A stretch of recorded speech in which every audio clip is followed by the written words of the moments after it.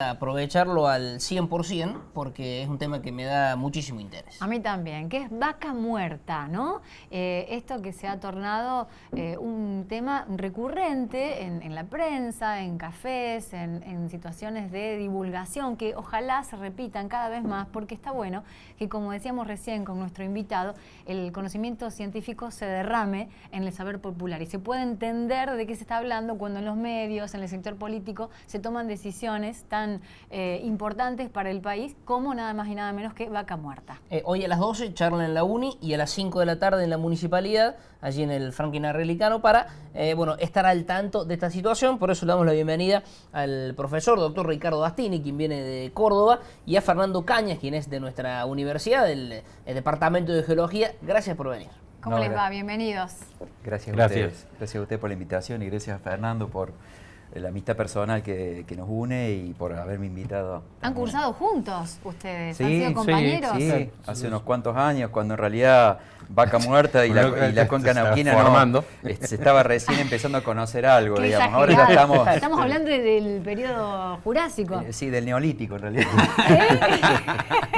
¿De qué? ¿Vos te referías a Vaca Muerta? Vaca Muerta. Sí, Vaca Muerta estamos hablando en realidad de más Cretácico que Jurásico, pero digamos para que la gente realmente entienda, es cuando nosotros estudiamos, hablamos de la era primaria, la secundaria y el terciario, bueno, es de la era secundaria, de eso que nosotros ahora llamamos mesozoico, es todo un intervalo de tiempo que está entre la vida primitiva y la vida actual. Ajá. ¿Y estamos hablando de 150 millones, 140 de millones de años. Millones, que son los tiempos que manejamos los geólogos. Bueno, ¿cómo fue el contacto para organizar este café científico que venimos difundiendo periódicamente? Javi, con mucho gusto, con diferentes temáticas. Ahora toca la geología y puntualmente Vaca Muerta. ¿Cómo surge la idea de invitarlo al compañero? Nosotros fuimos compañeros de trabajo y de estudio con Ricardo y yo había visto que desarrollaron esta actividad del café científico en Córdoba. Y de hecho yo cuando lo vi, la primera vez me mandaron de CECIT, Universidad de Córdoba, un flyer, y yo pensé que era acá en Río Cuarto, porque acá también existe el café científico. Y entonces, ¿cómo pasó esto? Y yo no me enteré, el jueves ya, y no me van a avisar que está. Y después vi bien que era en Córdoba, y se me ocurrió que era una muy buena oportunidad para organizarlo también en Río Cuarto. Porque, como decía Ricardo, son conocimientos que interesan a todo el mundo, ¿no? Que hoy todo el mundo habla de vaca muerta y no solo en relación al recurso, ¿no? Sino los temas ambientales que están alrededor de eso. Digamos, un tema que se presta mucha controversia. Incluso todos los candidatos hablan de vaca muerta, ¿no? Que a veces no sabes si está bueno o si es preocupante. Porque cada uno tiene, digamos, su postura, digamos, o su grado de ignorancia, por así decirle, en el enfoque que le da el tema, de acuerdo a su grupo de asesores, o de acuerdo a sus intereses, ¿no? Vaca muerta es básicamente un gran interés. Claro. Es una realidad. Pero si lo presentamos como una roca gigantesca de unos 30.000 kilómetros cuadrados, como la superficie de Bélgica, debajo de Neuquén en gran parte, Mendoza, y donde, digamos, la riqueza de la roca, esto, perdón por ser tan vulgar, pero es como los legos lo podemos entender, en esos millones de años atrás donde ustedes hablaban, donde había vida, donde había un montón de otras cosas, al perecer y quedar todo en un sitio, ese fósil fue haciendo el hidrocarburo que está ahí dentro. Dicho eso, al margen del vulgarismo absoluto, ¿es más o menos acertado o no? Y más o menos, o sea, cuando hay mucha simplificación, pero en realidad lo podrías también sintetizar bien diciendo que es una superficie enorme, lo de los 30.000 kilómetros más o menos aproximado. Hay que sumarle el espesor, porque cualquier unidad geológica es básicamente estratiforme, como una unidad tabular, de una geometría tabular. Eso tiene un espesor considerable que necesitamos que lo tenga, porque para sacar el recurso, incluso el propio proceso de la explotación necesita espesores mínimos. Vaca Muerta tiene en algunas partes de la cuenca 25 metros, pero en otros 400, 450 metros. Es del tipo de unidades como la Vaca Muerta, una de las de mayor espesor del planeta. Entonces sí, efectivamente es una unidad de una envergadura excepcional, que tiene como parte de la roca una riqueza en materia orgánica muy alta, dada por mucha productividad primaria que existió en ese tiempo geológico. O sea, esto eran mares, más o menos someros, con una actividad biótica, planctónica, sobre todo muy intensa en superficie. Cuando todos esos organismos van muriendo, van cayendo al fondo y de alguna manera las condiciones ambientales que había ahí permitieron la preservación de la materia orgánica en un porcentaje muy alto. Y los procesos de enterramiento son los que transforman la materia orgánica en potenciales hidrocarburos, y que es de lo que se trata, digamos. Qué tesoro multimillonario mundial. Sí, sí. ¿Qué es vaca muerta? Volvemos a vaca muerta, sí. ¿Qué es vaca muerta? Si se puede sintetizar así en un párrafo, para alguien que no tiene idea de geología. Para alguien que no tiene idea de geología, es básicamente un intervalo de rocas que tiene un gran potencial económico. O sea, un gran potencial de entrega de hidrocarburos, dependiendo de cómo lo explotemos y determinadas estrategias técnicas, pero tiene una gran capacidad de entrega. ¿Esto qué significa? Digamos, Argentina es conocido como que es un país que siempre ha vivido al límite a nivel de autoabastecimiento en hidrocarburos. Nunca fuimos un país petrolero, ni creo que en realidad nunca lo seremos, porque hay mucha gente que se llena la boca con vaca muerta y cree que por el solo hecho de estar desarrollando un no convencional pasamos a ser un país petrolero. No es así, pero al menos nos ponemos al límite del autoabastecimiento e incluso con potencial como para exportar, lo cual al país no le viene nada mal, digamos, en estos momentos de debacle económico. Claro. Hablas esto del no convencional, el famoso fracking, que es como se extrae el hidrocarburo de allí. Esto para poner... No es sinónimo. O sea, no convencional no tiene nada que ver con fracking. Fracking, la fracturación hidráulica, es uno de los métodos que se utiliza para explotar a algunos de los no convencionales. Hay muchísimos no convencionales. O sea, el convencional, para ponerlo en algún punto, es como si te dijese una suerte de pequeñita laguna con el hidrocarburo allí que se saca. Eso sería la extracción convencional, y lo no convencional con estos otros métodos bastante más complejos y con un daño ambiental un tanto más considerable, con mucha más agua, con río Neuquén que está cerca y que podría dar un gran caudal, más o menos para poner en consideración sería así. A ver, hay muchos mitos, hay cosas que hay que manejar con muchísimo cuidado. Para darte una idea más precisa, los reservorios convencionales son básicamente entender a la roca que está en el subsuelo siempre a determinada profundidad como una esponja, es decir, con mucha cantidad de poros interconectados, que como es una roca que está sometida a mucha presión, cuando uno genera una perforación, por diferencia de presión con superficie, naturalmente la esponja tiene mucha cantidad de fluido, ese petróleo sale, o ese gas sale, ese hidrocarburo sale naturalmente a partir de la roca porosa. El no convencional, en particular, el tipo shale, que es lo que se trata de vaca muerta, es una roca de grano muy fino, tan fino que no tiene capacidad de entregar, porque no tiene porosidad, no tiene una porosidad, digamos, no tiene poros grandes interconectados que permitan el escape. Son básicamente las que históricamente se conocen como rocas generadoras. Ahí se genera el petróleo, pero el petróleo después migra a la roca almacén, que es la roca porosa, y se extrae de manera convencional. ¿Qué pasa? En los últimos 20, 25 años se ha movido la tecnología y ya hay técnicas que permiten recuperar hidrocarburo de la roca que tiene muy baja porosidad. ¿Cómo haces para que entregue petróleo o gas a una roca con baja porosidad? Fracturándola. Claro. Entonces de ahí viene el método del fracking o de la estimulación hidráulica, que se le llama, que necesita necesariamente este tipo de prospectos para ser desarrollado. Esto no se puede desarrollar si no es con fracking. Claro. ¿Eso tiene mayor impacto ambiental? Hay que decir que la explotación de convencionales también suele tener impacto ambiental. O sea, si no se tienen recaudos, si no se tiene cuidado, también puede ser tan problemático desde el punto de vista ambiental. De hecho, todos los problemas ambientales que hemos tenido nosotros hasta ahora han sido con convencionales. Pero creo que en los dos casos se pueden tener. Y también hay que decir que la mayor parte de los accidentes, que cuidado, no se conocen, pero que vienen ocurriendo diariamente en la cuenca neuquina, a partir de la superexplotación esta que se está generando con no convencionales, son en realidad accidentes de tipo convencional. Son los accidentes que digamos que aparecen en la superficie, dado el mal manejo o los pocos cuidados o la falta de reglamentación o de cumplimiento de las normativas que existen para manejar el hidrocarburo en superficie. No estamos hablando de accidentes asociados con el proceso de fracking en sentido estricto, todavía. pero no van a tardar en aparecer, porque cuando las cosas no se manejan bien, cualquier actividad del hombre, y sobre todo asociada con la explotación de recursos, impacta. Puede impactar desde muy negativamente hasta de una manera que no sea tan grave como para de alguna manera ser balanceada con la rentabilidad económica. Lo que hay que tener en cuenta es que cualquier explotación tiene que ser altamente sustentable. ¿Qué significa eso?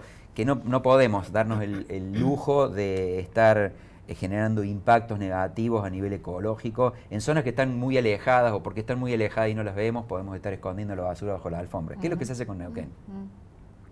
El fracking sería una L, donde es así el método, se baja, se perfora, y después se perfora de manera horizontal, y la convencional se va sería... curvando y se Actualmente- entra horizontalmente. Claro, actualmente, la técnica que da más rentabilidad, la que digamos es la de generar pozos que lleguen hasta la unidad de superficie. El intervalo de vaca muerta en la región de la cuenca donde se lo explota está en general entre 1.500 y 3.500 metros de profundidad, 4.000. Entonces vos llegas con un pozo vertical hasta esa profundidad, y después tenés una rama horizontal que ahora, en la actualidad, está pasando a ser más larga que la vertical. Claro. Entonces, con un pozo horizontal te movés 3 a 4 kilómetros, porque en la medida que vos tengas más distancia en el horizontal, podés generar más estaciones, más momentos de fractura de la roca, y mientras más fracturada esté la roca, más capacidad de entrega tiene. Entonces, lo que se está haciendo básicamente es bombardeando un nivel estratigráfico, le llamamos nosotros, un nivel de estratos, un nivel que está a muchos metros de profundidad, muy desconectado del agua, de la provisión de agua. Muy abajo, ¿no? Eso está bueno. Sobre todo del agua... Porque no tiene impacto, digamos. No, claro, o sea, Pero es difícil llevar el agua hasta ahí. No, pero una cosa es el consumo de agua, que es una realidad que es altísima, y que aparte del agua que se consume generalmente es agua incluso hasta potable, porque hay muchas normativas que no se cumplen, en el sentido de los manejos. Como les decía, en realidad las normativas internacionales dicen que el agua que se debe utilizar para hacer el fracking debería ser agua de carácter no potable. Digamos que el agua sería el combustible del fracking. Sí, por supuesto. Claro. El agua Claro, es la es fuerza una que materia rompe la prima, roca. Claro. Y para darte una idea muy grosera, o sea, un pozo de fracking que cuesta entre 8 y 15 millones de dólares, consume entre 10 y 30 millones de litros de agua. Bueno, y ahí me Es interesa mucho, porque es mucho vos volumen, hablabas ¿no? de no solo el impacto ambiental, sino la manera que se lleva a cabo la explotación de vaca muerta. Y en ese sentido, como científico, ¿qué considerás que políticamente se está haciendo de manera errónea, que tendría que tener a lo mejor mayor consideración para que no tengamos que lamentar cuestiones no solamente económicas de impacto ambiental, sino, como decías recién, casi en superficie, ¿no?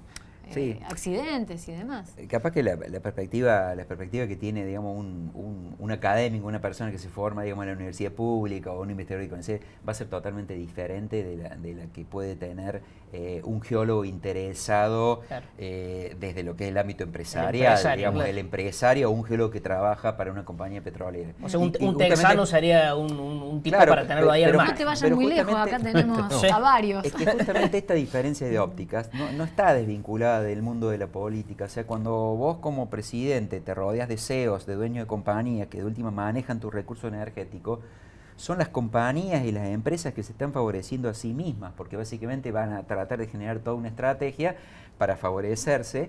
Y otra cosa muy distinta es cuando vos te rodeas de asesores que tengan buena capacidad, pero en realidad estén preocupados por el bienestar de la gente. O sea, la gente que siempre ha vivido más o menos y se ha formado en el Estado y es comprometida, yo creo que te asegura la posibilidad de mucha más ecuanimidad, de mucho mejor manejo en el recurso, y en ese sentido seguramente va a asegurar que las políticas favorezcan a las grandes mayorías y no a las minorías.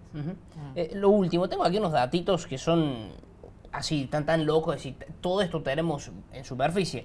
Algo así como 4.400 millones de barriles convencionales que se pueden extraer de petróleo, 27.000 millones de barriles de no convencional de petróleo. Rusia es el país con mayor disponibilidad, con mayor cantidad, luego los Estados Unidos y luego China, en cuarto lugar Argentina. Y en términos de gas, 29 billones de centímetros cúbicos, ¿se dice bien? No, deben ser de BTU. Debe ser de BTU, que es la unidad británica de Claro, convencional, y 802 de no convencional, siendo China el primero, Argelia el segundo, los Estados Unidos terceros y la Argentina en cuarto lugar. Sí, yo un poco lo voy a explicar esta tarde en las charlas que voy a dar, que a veces uno se pierde mucho con los números, Claro. ¿no? Nosotros cuando Mucho vemos un millón. debate presidencial con mucha cantidad de millones y, digamos, jugamos a quién miente y quién dice la verdad, pero te están hablando de números que son inconmensurables. Lo importante es saber que en realidad la explotación de un recurso como este, lo que puede prolongar es la vida útil de la explotación y del recurso, o sea, puede permitir una proyección de seguir estando, digamos, de seguir sosteniendo una matriz energética.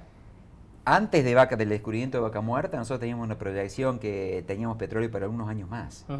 Ahora con Vaca Muerta posiblemente podemos proyectarnos a 100 años, es decir, nosotros y las generaciones que vienen detrás nuestras, 2 o 3 más por lo menos, y asegurarles que vamos a poder seguir apostando a una matriz energética más o menos balanceada. Ahora, ¿qué pasa? Todo en la medida de cómo explotemos y a la velocidad que explotemos y eventualmente destruyamos nuestro medio ambiente.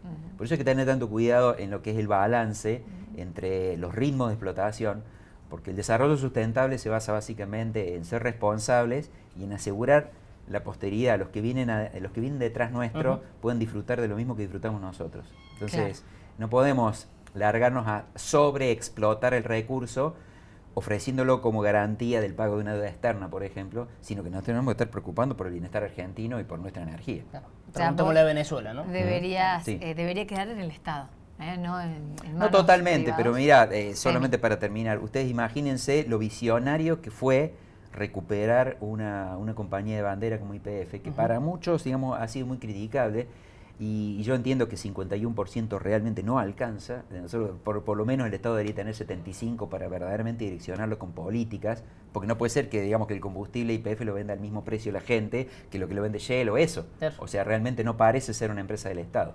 Y vos te das cuenta que por un lado tenés un recurso, un gran descubrimiento que ya hace mucho que se viene explotando, Vaca Muerta, porque no es de recién, y nos vienen vendiendo de hace rato que esto va a lograr mejorar los precios, y cada vez que te llega tu factura más te alto, llega al doble claro. o 3 veces más alto. Es más, tenemos Entonces, combustible congelado. claro, entonces a las preguntas hay que hacérselas, digamos, no podemos mirar para otro lado. Bueno, de eso se trata el Café Científico. 2 charlas que van a tener lugar en la ciudad de Río Cuarto, una en la universidad, ¿no es cierto? Sí, Para una en gente la de geología. universidad y que está más dirigido a los estudiantes de geología, docentes de la universidad, especialmente del Departamento de Geología, y la charla de la tarde sí está dirigido a todo público, digamos, que le y interese para el plantear tema. el debate, sí. Sí, y realmente yo siempre pienso en esto, como vos al principio introdujiste la charla diciendo que era interesante digamos que el académico o el profesor o el investigador derrame conocimiento. Y yo estoy convencido que por ahí es al revés. Yo creo que nosotros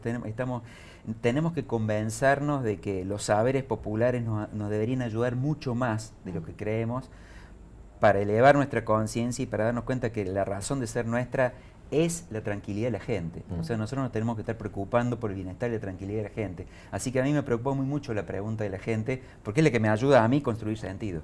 Y no al revés. Yo no vengo a dar clase ni cátedra, porque realmente creo que en los saberes está elevar digamos, el promedio de nuestro conocimiento, y cuando alguien habla de Vaca Muerta y lo manipula el tema, saber que lo está manipulando. Tenemos que ser muy conscientes de cuándo nos manipulan con un tema. Claro.